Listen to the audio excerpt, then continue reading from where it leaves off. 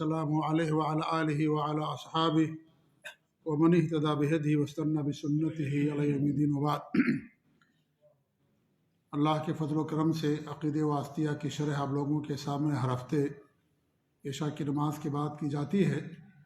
قبل اس کے کہ ہم اپنی گفتگو کو آگے بڑھائیں، ایک اعلان کر دینا میں ضروری سمجھتا ہوں، اور وہ اعلان یہ ہے کہ آنے والے جمعہ سے یہاں پر دورہ علمیہ منعقد ہوگا، جس میں شیخ ابو زید ضمیر صاحب تشریف لا رہے ہیں، اور یہ جمعہ اور ہفتہ 2 دن عصر کے بعد سے لے کر کے عشاء کے بعد، اور پھر فروری کا پہلا ہفتہ بھی جمعہ اور سنیچر، یہ 2 دن یعنی گویا کہ 4 دن دورہ ہوگا، اور جو درمیان میں جو ایام ہوں گے، دن ہوں گے، ان میں بھی عشاء کے بعد شیخ کا مستقل درس ہوگا انشاءاللہ العزیز۔ تو آنے والے 2 سنیچر یعنی 2 ہفتے میں یہ عقیدہ واسطیہ کا درس نہیں ہوگا، شیخ ابو زید ضمیر حفظہ اللہ کا انشاءاللہ درس ہوگا۔ ہماری گفتگو لگاتار اس موضوع سے متعلق ہے کہ اللہ رب العالمین نے قرآن کریم کے اندر اپنی ذات سے کچھ صفات کی نفی کی ہے اور کچھ صفات کا انکار کیا ہے، اور وہ کم ہیں، کیونکہ جو ثبوتی صفات ہیں وہ لا تعداد ہیں، لیکن جو صفات جن میں نقص ہے، عیب اور کمی ہے، اور ان کی اللہ رب العالمین نے اپنی ذات سے نفی کی ہے، ان کی تعداد زیادہ نہیں ہے، تو انہی کا تذکرہ آپ کے سامنے کیا جا رہا ہے۔ آج بھی اسی سے متعلق 2-3 آیتیں ہم آپ کے سامنے پڑھیں گے، اور ان آیتوں کی تفسیر اور شرح انشاءاللہ کی جائے گی۔ اس ضمن میں 6ٹھی آیت جو مصنف نے پیش کی ہے عقیدہ واسطیہ کے اندر، وہ یہ ہے سورہ تغابن کی آیت نمبر 1۔ اللہ تعالیٰ کے ارشاد ہے، یسبح للہ ما فی السماوات وما فی الارض لہ الملک ولہ الحمد وہو علی کل شیء قدیر۔ اس آیت کا مفہوم یہ ہے کہ اللہ کی جتنی بھی چیزیں ہیں زمین و آسمانوں میں، سب اللہ رب العالمین کی تسبیح بیان کرتی ہیں۔ لہ الملک ولہ الحمد، اللہ ہی کی بادشاہت ہے، اللہ ہی حقیقی مالک ہے، اور اسی کی ہر طرح کی تعریف اور حمد ہے۔ وہو علی کل شیء قدیر، اور وہی ہر چیز پر قادر ہے۔ اس آیت کریمہ میں اللہ نے کیا فرمایا؟ یسبح لہ، یسبح للہ، اللہ کی تسبیح بیان کرتی ہیں۔ آسمان اور زمین میں جتنی بھی چیزیں ہیں، سب کے سب اللہ رب العالمین کی تسبیح بیان کرتی ہیں۔ تسبیح کا مطلب ہوتا ہے عیب اور نقص سے اللہ رب العالمین کو پاک قرار دینا، اسے تسبیح کہا جاتا ہے۔ ہم کہتے ہیں سبحان اللہ، اس کا مطلب یہ کہ اللہ تعالیٰ ہر عیب سے، ہر نقص سے، ہر کمی سے پاک ہے، یہ ہوتا ہے سبحان اللہ کا معنی۔ تو تسبیح کا معنی ہے کہ اللہ رب العالمین ہر عیب اور ہر نقص سے پاک ہے، ہر کمی سے پاک ہے۔ تو آسمانوں اور زمینوں میں جتنی بھی چیزیں ہیں، سب کے سب اللہ رب العالمین کی پاکی کی گواہی دیتی ہے کہ اللہ تعالیٰ ہر عیب اور ہر نقص سے پاک ہے۔ اور یہ تسبیح 2 طرح کی ہوتی ہے، ایک تسبیح زبان قال سے، اور یہ وہ کرتے ہیں جو اللہ پر ایمان رکھتے ہیں، جیسے اہل ایمان ہیں، مسلمان ہیں، اللہ کی تسبیح بیان کرتے ہیں، اور یہ ایمان اور عقیدہ رکھتے ہیں کہ اللہ رب العالمین ہر عیب سے اور ہر نقص اور ہر کمی سے پاک ہے۔ اللہ کی حمد اور ثنا بیان کرتے ہیں، اللہ کی تسبیح بیان کرتے ہیں، زبان سے کہتے ہیں سبحان اللہ، سبحان اللہ وبحمدہ، سبحان اللہ وبحمدہ، سبحان اللہ العظیم۔ یہ اس طرح کے الفاظ اپنی زبان سے ادا کرتے ہیں جو اہل ایمان ہیں، جو مسلمان ہیں۔ ایسے جو فرشتے ہیں، مسکر خارجی، صوت خارجی، مسکر نازل، وہ آگے والا بند کر دیجیے۔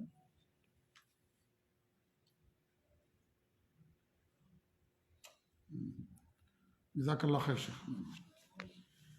تسبیح 2 طرح کی ہوتی ہے، یا مخلوقات 2 طرح کی تسبیح بیان کرتی ہیں۔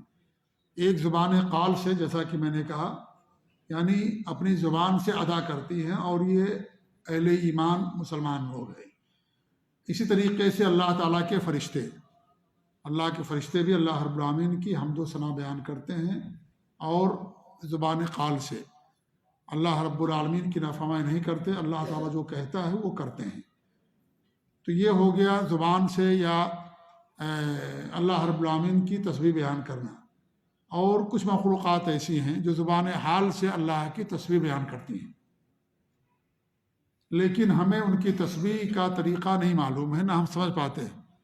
دنیا میں ہر مخلوق اللہ کی تسبیح بیان کرتی ہے، سورج، چاند، ستارے یا اس طریقے دیگر تمام مخلوقات۔ اللہ تعالیٰ کا ارشاد ہے وَإِن مِّن شَيْءٍ إِلَّا يُسَبِّحُ بِحَمْدِهِ، کوئی چیز ایسی نہیں ہے جو اللہ رب العالمین کی تسبیح نہ بیان کرتی ہے اس کی حمد کے ساتھ۔ تمام مخلوقات اللہ کی تسبیح بیان کرتی ہیں زبان حال سے، یعنی دنیا کی ہر مخلوق اس بات پر دلالت کرتی ہے کہ اللہ تعالیٰ ہر عیب سے پاک ہے، اللہ ہر نقص سے پاک ہے، اور اللہ ہی اس پوری دنیا کا خالق اور مالک ہے، وہی پوری دنیا کا پیدا کرنے والا ہے، اسی کے لیے ہمیشگی ہے، کیونکہ دنیا خود بخود قائم نہیں ہو گئی، دنیا کا بنانے والا ہے، اور وہ سب کے سب اللہ رب العالمین کی حمد بیان کرتی ہیں، اللہ کی تسبیح کرتی ہیں۔ اللہ نے کیا فرمایا وَلَٰكِن لَا تَفْقَهُونَ تَسْبِيحَهُمْ، تم ان کی تسبیح کو نہیں سمجھ پاتے ہو۔ انسان جانوروں کی بولی نہیں سمجھتا ہے، جانور کی بولی، اس کا چہچہانا، چڑیوں کا یا جانوروں کا آواز لگانا، ان تمام چیزوں کو انسان نہیں سمجھ پاتا ہے۔ یہ علم اللہ رب العالمین نے حضرت سلیمان علیہ السلام کو دیا تھا، وہ چڑیوں کی بولیوں کو جانتے اور سمجھتے تھے کہ چڑیا کیا بول رہی ہیں، وہ کیا کہہ رہی ہیں، یہ علم اللہ نے انہیں عطا کیا تھا۔ لیکن یہ ساری چڑیاں، یہ سارے جاندار، یہ جانور، یہ سب اللہ تعالیٰ کی تسبیح بیان کرتے ہیں۔ وَلَٰكِن لَا تَفْقَهُونَ تَسْبِيحَهُمْ، لیکن تم ان کی تسبیح کو نہیں سمجھ پاتے ہو، ہمیں ان کی زبان نہیں معلوم ہے، وہ کیا اپنی زبان میں کہتے ہیں، کیا اشارہ کرتے ہیں، ہمیں نہیں معلوم ہے، اس لیے ہمیں نہیں معلوم کہ وہ کس طریقے سے اللہ کی تسبیح بیان کرتے ہیں، لیکن وہ سب کے سب اللہ رب العالمین کی تسبیح بیان کرتی ہے۔ سورج بھی اللہ تعالیٰ کا سجدہ کرتا ہے، جیسا کہ حدیث کے اندر آتا ہے، اور جب دنیا کا آخری دن ہوگا تو اللہ رب العالمین کہے گا کہ جہاں تو ڈوبا وہیں سے نکل جا، یعنی مغرب سے۔ سورج مشرق سے نکلتا ہے، مغرب میں ڈوبتا ہے، لیکن جب آخری دن ہوگا دنیا کا تو مغرب میں ڈوبے گا اور مغرب ہی سے نکلے گا۔ تو سورج بھی اللہ رب العالمین کا سجدہ کرتا ہے، تمام چیزیں اللہ کی تسبیح بیان کرتی ہیں، لیکن انسان ان کی تسبیح کا طریقہ نہیں جانتا ہے، نہ سمجھتا ہے کہ کس طریقے سے اللہ کی تسبیح بیان کرتی ہے۔ تو تسبیح میں نے بتایا کہ دو طریقے سے ہوتی ہے، ایک زبان قال سے کہ انسان اپنی زبان سے اقرار کرتا ہے، کہتا ہے، اور دوسرے زبان حال سے، اور زبان حال سے دنیا کی ہر مخلوق اللہ کی تسبیح بیان کرتی ہے۔ اور یہ زبان حال کا مطلب یہ ہے کہ تمام مخلوقات اس بات پر دلالت کرتی ہیں کہ اللہ تعالیٰ ہی اس دنیا کا خالق و مالک ہے، اور وہی سب کا رازق ہے، اور یہ دنیا کا نظام چلانے والا، ہر عیب اور ہر نقص سے اللہ تعالیٰ کی ذات پاک ہے۔ تو آسمان اور زمین میں جو بھی مخلوقات ہیں سب کے سب اللہ کی تسبیح بیان کرتی ہیں۔ اللہ ہی کے لیے بادشاہت ہے، وہی حقیقی بادشاہ ہے، وہی حقیقی مالک ہے، کیونکہ اللہ تعالیٰ ہی دنیا کا بنانے والا ہے۔ جب وہی دنیا کا بنانے والا ہے تو اللہ تعالیٰ ہی دنیا کا حقیقی مالک ہے۔ ہمارے پاس اگر کسی چیز کی ملکیت ہے، ہم کسی چیز کے مالک ہیں، تو یہ ہم اس کے ہمیشہ مالک نہیں ہیں، یہ ملکیت ہمیشگی والی نہیں ہے، یہ ملکیت منتقل ہو جاتی ہے۔ آپ کے نام پر گھر ہے، آپ گھر کے مالک ہیں، آپ اسے بیچ دیتے ہیں، دوسرا مالک ہو جاتا ہے، یا انسان مر گیا تو اس کے مرنے کے بعد اس کی اولاد ہے، اس کے ورثہ اس کے وارث ہو جاتے ہیں، وہ ملکیت آٹومیٹک دوسرے کی طرف منتقل ہو جاتی ہے۔ تو یہ ملکیت ہمیشہ نہیں ہے، عارضی ہے، دائمی نہیں ہے، وقتی ہے۔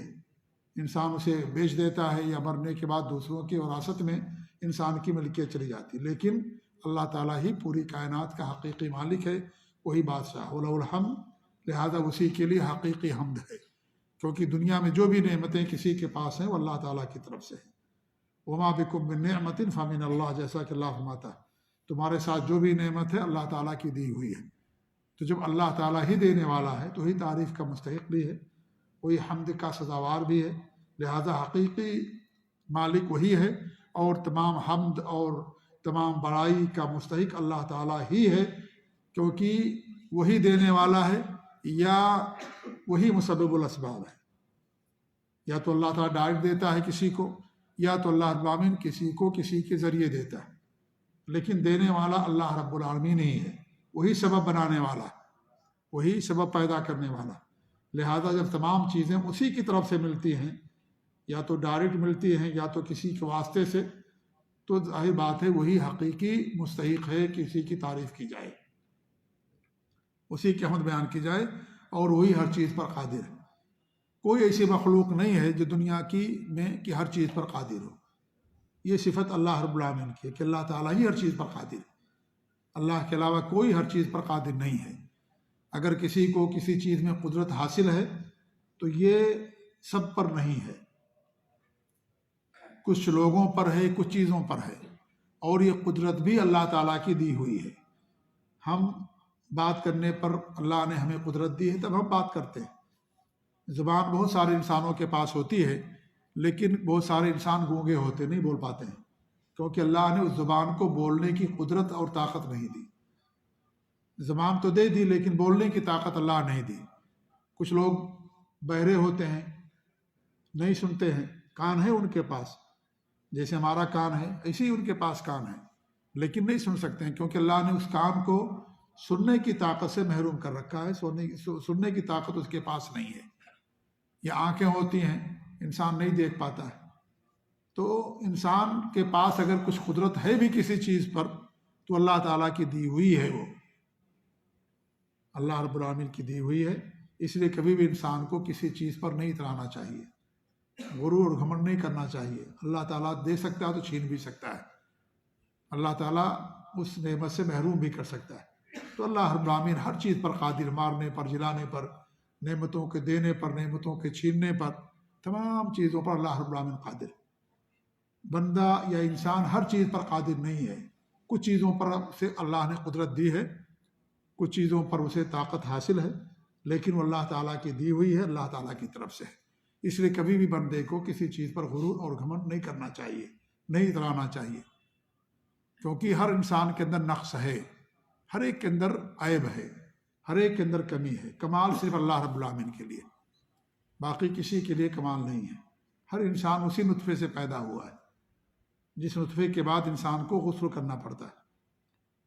سب کو اللہ نے مٹی سے پیدا کیا، اصل انسان کی مٹی ہے، اور انسان آج جو کھاتا ہے وہ بھی مٹی ہی سے پیدا ہوتی ہے۔ اسی لیے گویا کہ اللہ نے سب کو مٹی ہی سے پیدا کیا۔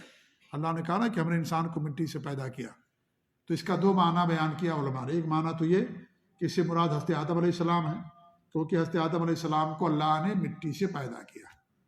دنیا کی تمام روئے زمین پر پائے جانے والی مٹیوں کو لیا، اور اس مٹی سے اللہ نے پہلے انسان حضرت آدم کو پیدا کیا۔ اس لیے آپ دیکھیے ہر انسان کی شکل مختلف ہے، کوئی گورا ہے، کوئی کالا ہے، کوئی سفید ہے، کوئی لال ہے، سب کا رنگ الگ ہے، اس لیے کہ مٹی کا رنگ الگ ہے۔ تمام مٹی ایک کلر کی نہیں ہے، ہر ایک رنگ کی نہیں ہے، بلکہ مٹیوں کا رنگ الگ الگ ہے۔ اس لیے انسان سب آدم کے اولاد ہیں، لیکن ان کے کلر میں فرق ہے، کوئی گورا ہے، کوئی سانولا ہے، کوئی کالا ہے، اس طریقے سے جیسے مٹی کے اندر فرق ہے۔ تو ایک معنی تو یہ ہے، دوسرا معنی یہ ہے کہ انسان اگرچہ بعد میں نطفے سے پیدا ہوتا ہے، لیکن اس کی خوراک زمین ہی سے ملتی ہے، مٹی ہی سے ملتی ہے، اس کی خوراک مٹی سے ہی ملتی ہے۔ تو اس لیے اللہ رب العالمین نے ہر ایک کو مٹی سے پیدا کیا ہے۔ تو ہر ایک کے اندر نقص ہے، ہر ایک کے اندر کمی ہے۔ کمال اور پوری ملکیت اور پوری قدرت اللہ کے علاوہ کسی اور کے پاس نہیں ہے۔ دوسری آیت یہاں پر جو مصنف نے پیش کی ہے وہ سورہ الفرقان کی شروع کی پہلی اور دوسری آیت ہے۔ اللہ تعالیٰ کے ارشاد ہے، تبارک الذی نزل الفرقان علی عبدہ لیکون للعالمین نذیرا الذی لہ ملک السماوات والارض ولم يتخذ ولدا ولم يكن له شریک فی الملک وخلق كل شیء فقدرہ تقدیرا۔ بابرکت ہے وہ ذات جس نے قرآن کو، فرقان معنی یہاں پر قرآن ہے، کیونکہ فرقان کے معنی ہوتے ہیں حق اور باطل کے درمیان فرق کر دینے والا۔ تو فرق کر دینے والی چیز ہے قرآن کریم۔ آپ قرآن کریم پر پیش کر کے دیکھیے، قرآن کریم بتا دے گا کہ یہ حق ہے یا حق نہیں ہے، یہ باطل ہے یا ناجائز ہے یا حرام ہے، چاہے وہ مسائل ہوں، چاہے وہ عبادات کا معاملہ ہو، کوئی بھی مسئلہ ہو۔ قرآن میں اللہ رب العالمین اس طریقے سے، حدیث کے اندر اللہ رب العالمین اور اس کے نبی صلی اللہ علیہ وسلم نے تمام چیزوں کو کھول کھول کر کے بیان کر دیا ہے۔ تو اللہ فرماتا کہ بابرکت ہے وہ ذات جس نے فرقان کو اپنے بندے پر نازل کیا، یعنی قرآن کریم کو، لیکون للعالمین نذیرا، تاکہ وہ پوری دنیا والوں کو ڈرانے والا بن جائیں۔ یہاں پر اللہ نے کیا فرمایا کہ اللہ تعالیٰ کی ذات بابرکت ہے، اللہ تعالیٰ ہی کی طرف سے ساری برکتیں ہیں، سارے فائدے جو بھی ہیں اللہ کی طرف سے ہیں۔ انسان بیمار ہوتا ہے اس کو برکت ملتی ہے، شفا ملتی ہے اللہ تعالیٰ کی طرف سے۔ اللہ اس بندے کو مال دیتا ہے، اولاد دیتا ہے، سب اللہ تعالیٰ کی طرف سے ہے۔ انسان دوا کھاتا ہے، شفا ملتی ہے، اس میں بھی اللہ نے برکتیں رکھی ہے۔ بہت ساری چیزیں جن میں اللہ نے برکتیں رکھی ہیں، کلونجی ہے یا شہد ہے، دودھ ہے، ان تمام چیزوں میں اللہ نے برکت رکھی ہے۔ زمزم کا پانی ہے، اس میں برکت ہے۔ تو اللہ رب العالمین ہی کی ذات بابرکت ہے، وہی برکت دینے والا ہے، اللہ کے علاوہ کوئی برکت دینے والا نہیں ہے۔ اگر کوئی اللہ کے علاوہ کسی اور کے بارے میں عقیدہ رکھتا ہے کہ وہ برکت دینے والے ہیں تو اللہ تعالیٰ کے ساتھ شرک کرنے والا ہے۔ جیسے کوئی یہ عقیدہ رکھے کہ اللہ کے علاوہ کوئی اولاد دینے والا ہے، جیسے اولاد دینا اللہ کی خصوصیت ہے، ایسے برکت دینا بھی اللہ تعالیٰ ہی کی خصوصیت ہے۔ تو اللہ رب العالمین نے کن چیزوں میں برکت رکھی ہے لیکن اللہ کی طرف سے ہے، تو اللہ ہی کی ذات بابرکت ہے۔ معنوی برکت کسی کے اندر ہو سکتی ہے لیکن حصی برکت اللہ کے علاوہ کسی ذات کے اندر نہیں ہے۔ معنوی برکت یہ ہے کہ کسی کی ذات سے فائدہ ہو جائے، جیسے مان لیجیے کسی علاقے میں آپ رہتے ہیں، وہاں کوئی شخص ہے، اس کی ذات سے لوگوں کو فائدہ پہنچ رہا ہے، دین کا فائدہ ہے، دنیا کا فائدہ ہے، تو معنوی برکت ہے۔ اس علاقے میں شرک ہو رہا ہے، کفر ہو رہا ہے، اس نے لوگوں کو توحید کی دعوت دیا، لوگوں کو شرک سے ڈرایا، یہ بہت بڑی برکت ہے، توحید کی برکت، یہ سب سے بڑی برکت ہے توحید کی، اس سے بڑی کوئی برکت نہیں ہے یہ۔ تو یہ معنوی برکت ہے کہ لوگوں کو اس کی ذات اور اس کی ہستی سے فائدہ ہوا۔ یا اس طریقے سے مسائل کا معاملہ ہے یا دین پر عمل کرنے کا معاملہ ہے، وہاں پر گمراہیاں ہیں، لوگ مرتد ہو رہے ہیں، گمراہی پھیل رہی ہے، یا لوگ دین سے دور ہیں، بے نمازی ہیں، کسی کی ذات سے فائدہ ہو رہا ہے کہ لوگ نماز پڑھنا شروع کر رہے ہیں، تو کیا ہے یہ معنوی برکت کہلاتا ہے۔ معنوی برکت کسی کی ذات سے لوگوں کو وہ برکت کا فائدہ پہنچ سکتا ہے، لیکن جو حصی برکت ہے وہ اللہ رب العالمین کے علاوہ کسی کے اندر نہیں ہے، اور اللہ تعالیٰ جس کے اندر وہ برکت رکھنا چاہے رکھ سکتا ہے۔ اس لیے اللہ کے علاوہ کسی اور کے بارے میں عقیدہ رکھنا کہ وہ برکت دینے والے ہیں، یا ہم ان کو چومیں گے چاٹیں گے تو ہمارا فائدہ ہو جائے گا، ہمیں علم آ جائے گا، ہمیں اولاد مل جائے گی، یہ سارا عقیدہ شرک کا عقیدہ ہے۔ بہت سارے لوگ سمجھتے ہیں کہ فلاں پیر کے پاس جائیے، وہ آپ کو ایک جو ہے پیالہ پلا دیں گے، پورا علم آپ کے سینے میں آ جائے گا۔ یہ سب غلط عقیدہ ہے کہ نہیں ہے؟ اللہ تعالیٰ علم دینے والا ہے، اللہ رب العالمین علم دینے والا ہے۔ اللہ رب العالمین نے اپنے نبی صلی اللہ علیہ وسلم کو علم دیا، حضرت آدم کو علم سکھایا ہوا، علم آدم الاسماء کلھا، تمام چیزوں کے نام اللہ رب العالمین نے حضرت آدم کو سکھایا۔ اللہ علم دینے والا ہے۔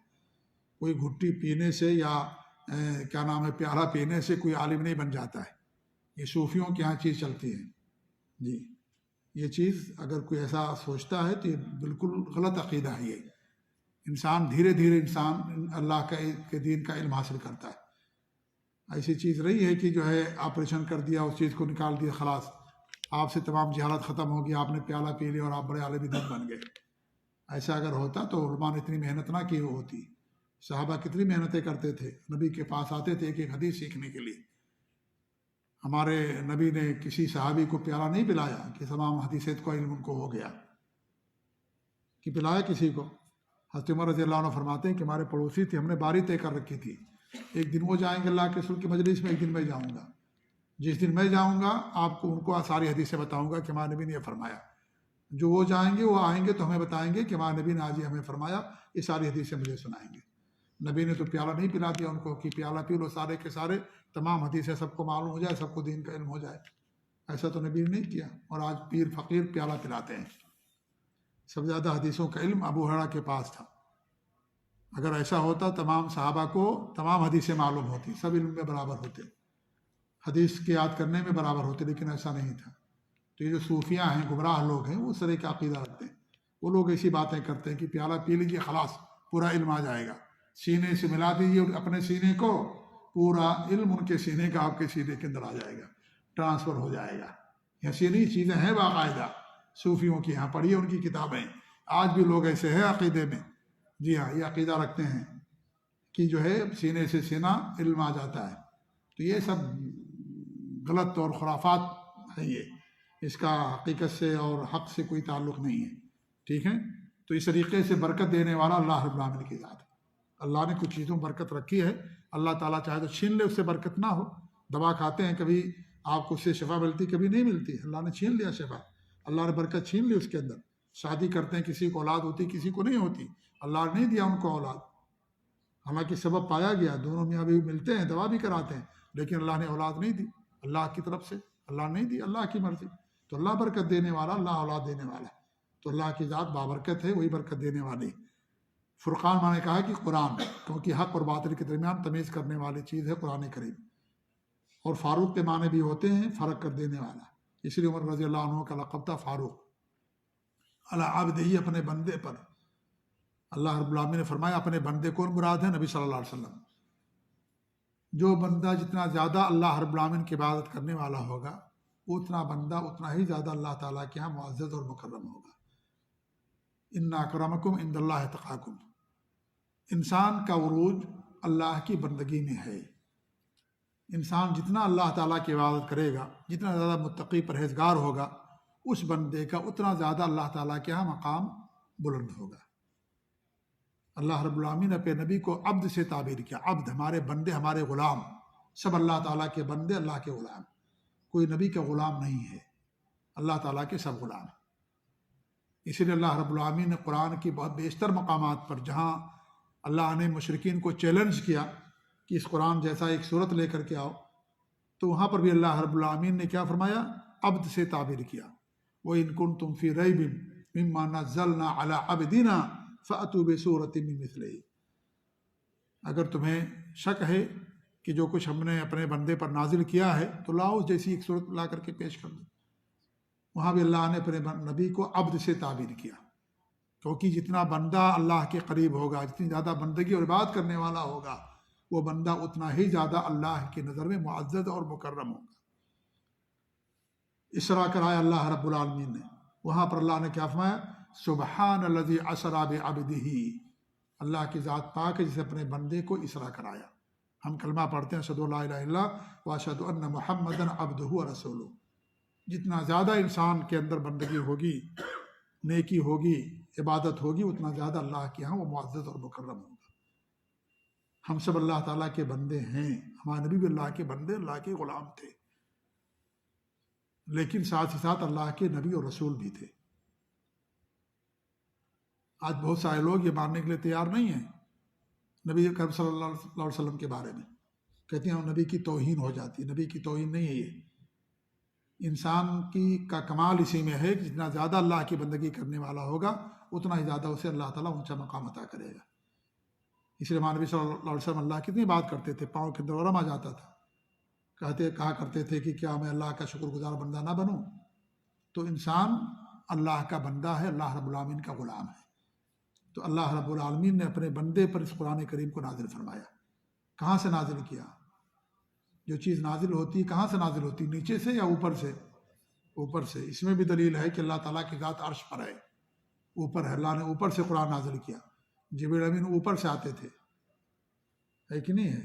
اترنا اوپر سے، انسان جب نیچے آتا ہے اس کو اترنا کہا جاتا ہے۔ تو اس سے بھی معلوم ہوتا ہے کہ اللہ تعالیٰ کی ذات ہر جگہ نہیں ہے۔ اللہ کی ذات کہاں؟ عرش پر اللہ تعالیٰ کی ذات ہے۔ اللہ نے اوپر سے قرآن کریم کو نازل فرمایا۔ جبریل امین اوپر تشریف لاتے تھے، ہمارے اعمال اوپر اللہ کے دربار میں پیش ہوتے ہیں۔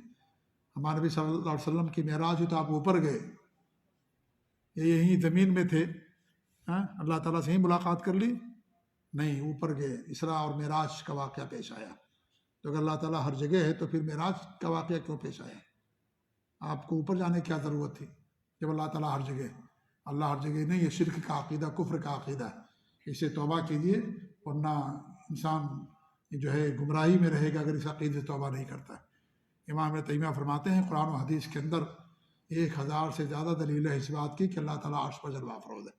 اللہ تعالیٰ ہر جگہ نہیں ہے، اللہ تعالیٰ کا علم ہر جگہ ہے، اس کے علم اور اس کی قدرت سے کوئی چیز خالی نہیں ہے، لیکن اس کی ذات اللہ رب العالمین کی عرش پر ہے۔ تو اللہ رب العالمین نے قرآن کو اوپر سے نازل کیا، لیکون للعالمین نذیرا، تاکہ آپ پوری دنیا والوں کے ڈرانے والے بن جائیں۔ اور آپ دو چیزوں سے ڈراتے تھے، کفار کو اگر وہ ایمان نہیں لائیں گے تو جہنم کی وعید، جہنم کے اندر جائیں گے۔ اسلام لانے کے بعد، مسلمان ہونے کے بعد بھی ڈرایا جاتا ہے ان کو، کیونکہ ہو سکتا ہے کہ انسان اگر عمل نہ کرے تو عمل نہ کرنے کی وجہ سے بھی اگرچہ اس نے کلمہ پڑھ لیا تو بھی جہنم میں جائے گا، اگر وہ کلمے کے تقاضے کے مطابق عمل نہیں کرتا ہے تو کلمہ پڑھنے سے کوئی فائدہ نہیں ہوگا۔ آپ چابی لے لیں، چابی کے اندر اگر دندان نہیں ہے، دانت، تو دروازہ نہیں کھلے گا۔ آج کل کارڈ آتا ہے، اسمارٹ کارڈ، اس کے اندر بھی ہوتا ہے نا، کوئی بھی کارڈ سے دروازہ نہیں کھلے گا۔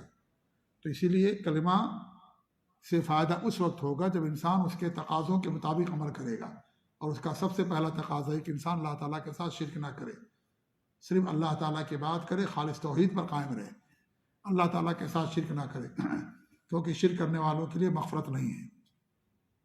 ایسے ہی اگر گناہ کا کام کریں گے، ایسا گناہ یا ایسا جرم جن میں سزا ہے شریعت کے اندر، تو ایسی صورت میں اس سے بھی آپ ڈراتے تھے۔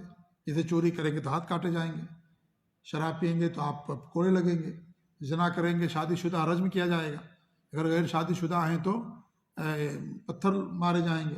یہ ساری سزائیں، اس سے بھی ڈراتے تھے ہمارے نبی صلی اللہ علیہ وسلم، گناہوں سے ڈراتے تھے، گناہ مت کیجیے۔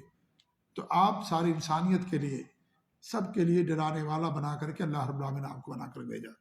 آپ بشارت دینے والے بھی تھے، دوسری آیت میں اللہ نے آپ کو بشیر قرار دیا۔ بشیر یعنی جو آپ کی نبوت پر ایمان لائے گا، اللہ پر ایمان ہوگا، توحید پر رہے گا، سنت پر قائم رہے گا، اس کے لیے جنت کی بشارت، کلمے کے تقاضوں کو پورا کرنے والے کے لیے جنت کی بشارت۔ تو آپ جنت کی خوشخبری دیتے تھے لوگوں کو، اور لوگوں کو جہنم دلاتے تھے۔ الذی لہ ملک السماوات والارض، یعنی وہ اللہ جس کے لیے آسمان اور زمین کی بادشاہت ہے، کیونکہ وہی حقیقی بادشاہ ہے، وہی سب کا مالک ہے۔ ولم یتخذ ولدا، جس نے کسی کو اولاد نہیں بنایا۔ یہاں اللہ رب العالمین نے اولاد کی نفی کی ہے، نعوذ باللہ، اللہ تعالیٰ کے اولاد نہیں ہے۔ اللہ کے اولاد کا عقیدہ شرک اور کفر کا عقیدہ ہے۔ اگر کوئی عقیدہ رکھے تو مسلمان نہیں ہے، وہ کافر ہو جاتے ہیں عقیدہ رکھنے سے۔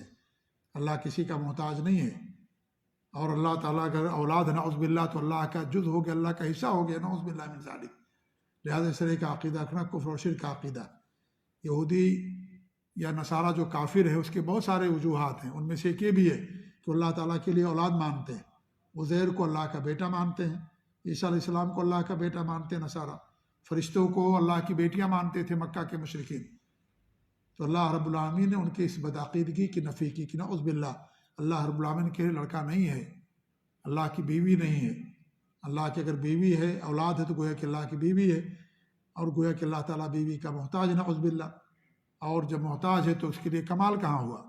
محتاجگی بندے کے لیے ہوتی ہے، مخلوق کے لیے ہوتی ہے، اللہ کسی کا محتاج نہیں، سب اللہ تعالیٰ کے محتاج ہوتے ہیں۔ اللہ غنی ہے، اللہ کے ایک نام الغنی ہے۔ الغنی مانے سب سے بے نیاز، الصمد مانے سب سے بے نیاز۔ تو یہ اللہ رب العالمین کے ناموں میں سے، لہٰذا اللہ رب العالمین کی کوئی اولاد نہیں ہے۔ وَلَمْ يَكُنْ لَهُ شَرِيكٌ فِي الْمُلْكِ، اور نہ ہی اللہ رب العالمین کی بادشاہت میں کوئی اس کا شریک ہے، نعوذ باللہ من ذالک۔ کوئی شریک نہیں ہے اللہ کی بادشاہت میں، نہ اس کی عبادت میں، نہ اس کے خالق اور مالک ہونے میں، کوئی اللہ رب العالمین کا شریک نہیں ہے۔ نہ عبادات میں شریک ہے کوئی، نہ اسماء اور صفات میں کوئی شریک ہے، نہ اللہ کے اعمال اور افعال میں کوئی شریک ہے، نہ اللہ رب العالمین کے خالق اور مالک ہونے میں کوئی شریک ہے۔ اگر کوئی شریک مانتا تو یہی شرک ہے، یہ اللہ کی ربوبیت میں شرک کرنا، اللہ کی الوہیت میں شرک کرنا، اللہ کے اسماء اور صفات میں شرک کرنا۔ تو اللہ رب العالمین کا کوئی شریک نہیں کسی بھی چیز کے اندر۔ وَخَلَقَ كُلَّ شَيْءٍ، اور اللہ رب العالمین نے ہر چیز کو پیدا کیا، کیونکہ وہی خالق ہے، باقی سارے کی ساری مخلوقات ہیں۔ اللہ ہی خالق ہے، باقی سب مخلوقات ہیں۔ اللہ کی ذات سے جتنی بھی چیزیں جڑی ہوئی ہیں وہ مخلوقات نہیں ہیں، جیسے کہ اللہ کا علم ہے، اللہ کا سننا، اللہ کا دیکھنا، اللہ کی آنکھیں، اللہ کے کیا نام ہے، دو ہاتھ، یا اس طریقے سے اللہ کی انگلیاں، اللہ جو ہے کہ آنکھیں، یہ سب اللہ کی صفات ہیں، یہ مخلوق نہیں ہیں، یہ کیونکہ یہ اللہ تعالیٰ کی ذات سے جڑی ہوئی ہیں۔ اگر آپ اسے مخلوق مانتے ہیں تو نعوذ باللہ اللہ کی ذات میں گویا کہ کچھ مخلوقات کا حصہ ہے، جبکہ اللہ رب العالمین ہر نقص سے عیب سے پاک ہے۔ لہٰذا یہ جو اللہ تعالیٰ کی صفات یہ مخلوق نہیں ہے، تو کل شیء میں یہ چیز داخل نہیں ہے کہ آپ کہیں کہ ہر چیز جب اللہ نے پیدا کیا تو یہ بھی مخلوق ہوگی، نہیں، نعوذ باللہ۔ یہ اللہ رب العالمین کے جو ذات سے متعلق چیزیں ہیں ان میں سے کوئی چیز مخلوق نہیں ہے۔ اور کل شیء کا مطلب یہ ہوتا ہے کہ اس ہر چیز کے لحاظ سے، جیسے اللہ نے فرمایا کہ سبا کے بارے میں کہ اوتیت من کل شیء، کہ اللہ رب العالمین کی طرف سے اسے ہر چیز دی گئی تھی۔ کس کو؟ ملکہ سبا کو۔ تو کیا ہر چیز کا تمام چیزیں اس کے پاس موجود تھیں؟ نہیں، ہر وہ چیز جو اس کی ضرورت تھی وہ اللہ نے اسے دے رکھی تھی، یہ مراد ہوتا ہے۔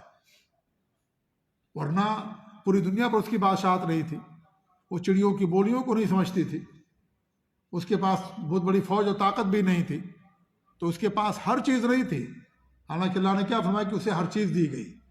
تو ہر چیز کا مطلب ہے کہ ہر وہ چیز جو اس کی ضرورت تھی وہ اسے اللہ رب العالمین نے عطا کر رکھا تھا، ورنہ دنیا کے اندر بہت ساری چیزیں تھیں اس کے پاس نہیں تھی وہ۔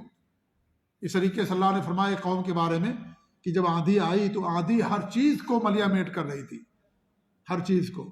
تو کیا ہر چیز میں آسمان نہیں ہے؟ کیا زمین نہیں ہر چیز کے اندر ہے؟ ہر چیز کے اندر، لیکن کیا آسمان کو بھی اس نے ملیا میٹ کر دیا؟ کیا زمین کو اس نے تہس نہس کر دیا؟ نہیں، ہر وہ چیز جس کے لیے اللہ نے ہلاکت مقدر کر دی تھی، اللہ نے بربادی مقدر کر دی تھی کہ وہ برباد ہو جائے گی، اس کو وہ برباد کر رہی تھی، ورنہ ہر چیز کو نہیں برباد کر رہی تھی۔ ان کے بہت سارے گھر باقی تھے نہیں برباد ہوئے، درخت باقی تھے نہیں درخت ٹوٹے، یا اس طریقے سے اور بہت ساری چیزیں باقی رہ گئیں ان کی۔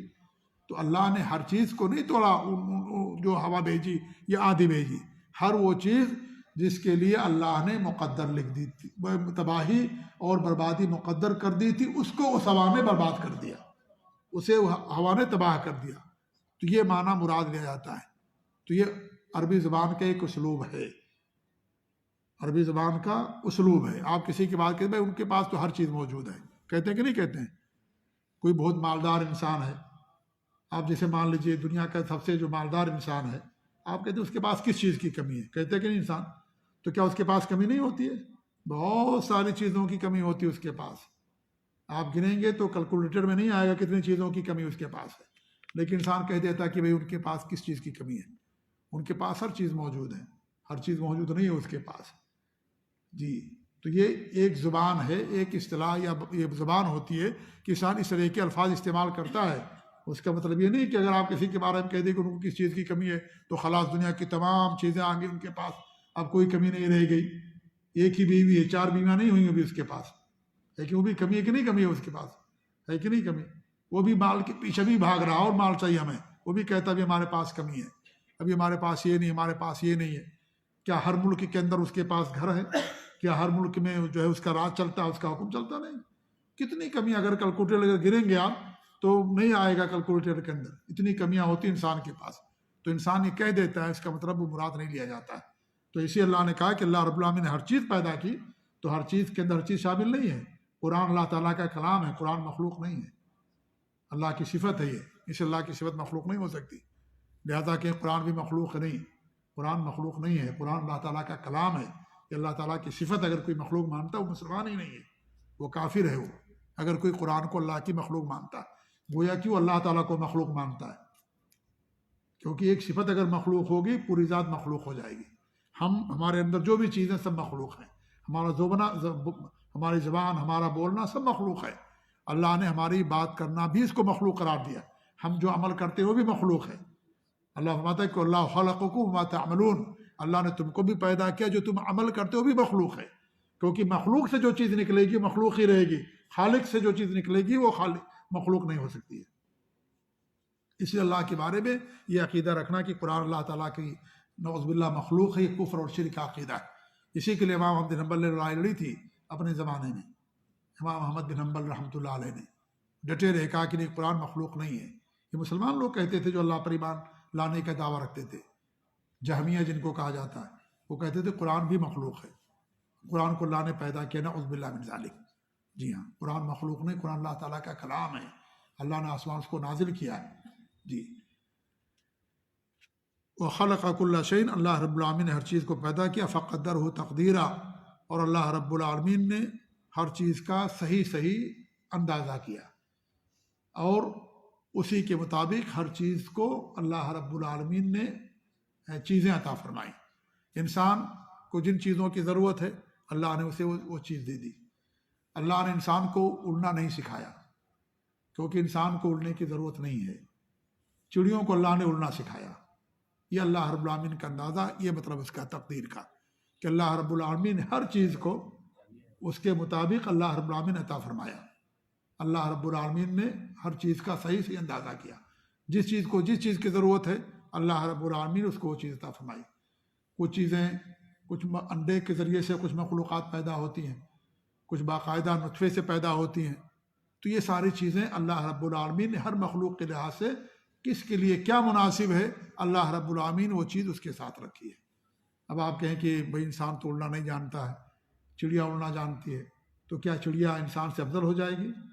نہیں افضل ہو جائے گی۔ اسی لیے کہا تھا امام شافعی نے اور پہلے کے لوگوں نے کہ اگر آپ کسی انسان کو پانی پر چڑیوں کی مچھلیوں کے طریقے سے تیرتا ہوا دیکھو، یا چڑیوں کے طریقے سے ہوا میں اڑتا ہوا دیکھو، تو کبھی دھوکے مت آنا، یہ نہ سمجھنا کہ بہت بڑا ولی ہے، وہ نہیں۔ مچھلیاں بڑی ہیں، انسان بڑا ہے۔